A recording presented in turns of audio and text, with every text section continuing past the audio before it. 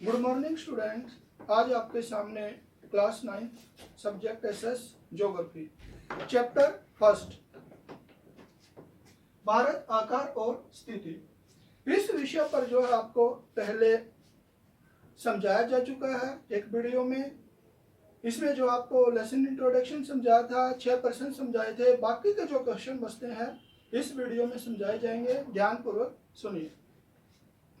कर्क रेखा भारत के लगभग मध्य से गुजरती है, इसके क्या प्रभाव है? कर्क रेखा जो भारत के बीच से गुजरती है, इसके क्या इफेक्ट पड़ते हैं? कर्क रेखा भारत के लगभग मध्य से गुजरती है, इसके प्रभाव निम्नलिखित है। भारत के मध्य से जो कर्क रेखा गुजर रही है उसकी वजह से भारत के ऊपर जो प्रभाव पड़े हैं वे इस प्रकार हैं। देखिए, दो विभिन्न जलवायु कटिबंध। कर्क रेखा के भारत के मध्य से गुजरने के कारण देश दो जलवायु कटिबंधों में बंट गया। तो भारत के मध्य से जो कर्क रेखा गुजरती है उसकी वजह से जो है भारत दो जलवायु कटिबंधों के अंदर बंट गया है। इसका उत्तरी भाग समशीतोष्ण कटिबंध में तथा दक्षिणी भाग उष्ण कटिबंध में स्थित है। इसका जो उत्तरी हिस्सा है वो समशीतोष्ण कटिबंध में है और जो दक्षिणी हिस्सा है वो उष्ण कटिबंध में बंट गया है। यानी कि एक तरफ समशीतोष्ण कटिबंध जलवायु, दूसरी तरफ उष्ण कटिबंध जलवायु। यही कारण है कि इसका दक्षिण भाग उत्तरी भाग की अपेक्षा अधिक गर्म है। तो इस कर्क रेखा की वजह से भारत का जो उत्तरी भाग है वो ज्यादा गर्म नहीं है, जबकि दक्षिण भाग जो है वो ज्यादा गर्म है। नंबर 2, दक्षिणी भारत में सूर्य की लंबवत किरणें, यानी दक्षिण भारत है उसके अंदर सूर्य की किरणें सीधी पड़ती हैं। उत्तरी भारत में किसी भी स्थान पर सूर्य की लंबवत किरणें नहीं पड़ती है। तो उत्तरी भारत के अंदर जो है सूर्य की किरणें किसी भी स्थान पर जो है सीधी नहीं पड़ती है, लंबवत नहीं पड़ती है।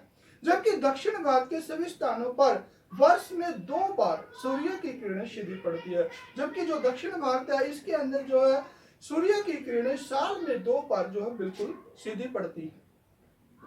नेक्स्ट देखिए, क्या कारण है कि कन्याकुमारी में दिन और रात के समय में अंतर पता नहीं चलता, परंतु कश्मीर में ऐसा नहीं है। कन्याकुमारी भारत के दक्षिण में स्थित होने के कारण भूमध्य रेखा के बहुत निकट है। तो आप सभी को पता है कि जो कन्याकुमारी है वो भारत के दक्षिण में स्थित है और भूमध्य रेखा के नजदीक है। और कश्मीर भारत के उत्तर में स्थित होने के कारण भूमध्य रेखा से बहुत दूर पड़ता है। और जो जम्मू कश्मीर है वो जो है भारत के उत्तरी भाग में पड़ता है, भूमध्य रेखा से काफी दूरी पर है। क्योंकि भूमध्य रेखा पर दिन और रात लगभग बराबर होते हैं और जो भूमध्य रेखा उसके आसपास जो इलाके पड़ते हैं वहां पर दिन और रात लगभग बराबर होते हैं। इसलिए जो स्थान भूमध्य रेखा के निकट होंगे, जैसे कि कन्याकुमारी है, वहां दिन और रात के समय का इतना अंतर नहीं होगा। यानी कि भूमध्य रेखा के आसपास जो क्षेत्र है वहां पर दिन और रात बराबर होंगे। जैसे कन्याकुमारी भूमध्य रेखा के नजदीक है तो वहां दिन और रात के समय में ज्यादा अंतर नहीं होता है।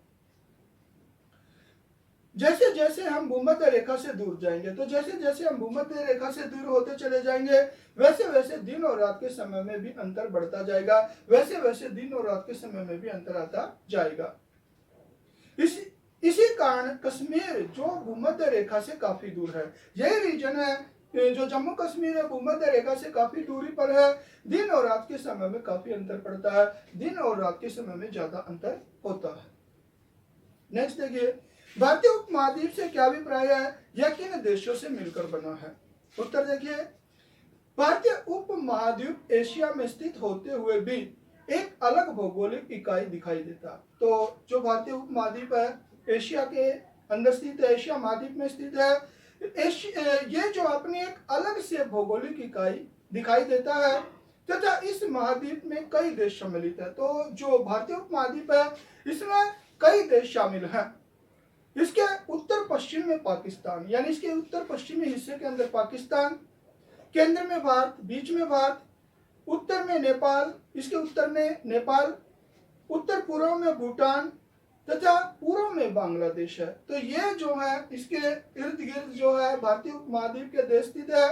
भारत के दक्षिण में श्रीलंका और मालदीव हिंद महासागर में स्थित है। तो भारत का जो दक्षिणी हिस्सा है उसके जो दक्षिण में जो है श्रीलंका और मालदीव जो हिंद महासागर के अंदर स्थित है, ये दोनों द्वीपीय राष्ट्र है।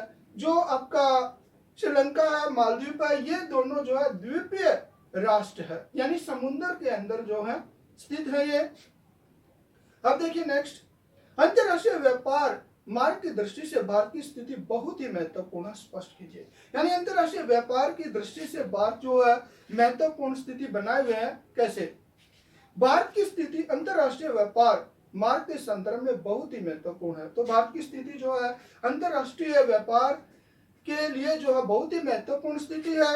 अपनी विशेष भौगोलिक स्थिति के कारण भारत एक ओर से स्वेज नहर द्वारा, तो भारत एक भौगोलिक स्थिति से जुड़ा हुआ है जिसकी वजह से भारत जो है स्वेज नहर के द्वारा जो यूरोपीय देशों से जुड़ा हुआ है, तथा दूसरी ओर से जापान आदि पूर्वी देशों व ऑस्ट्रेलिया से जुड़ा। और दूसरी तरफ जो है ये जो पूर्वी देश है, जापान है, इसके साथ साथ ऑस्ट्रेलिया इत्यादि देशों से भी जो है जुड़ा हुआ है।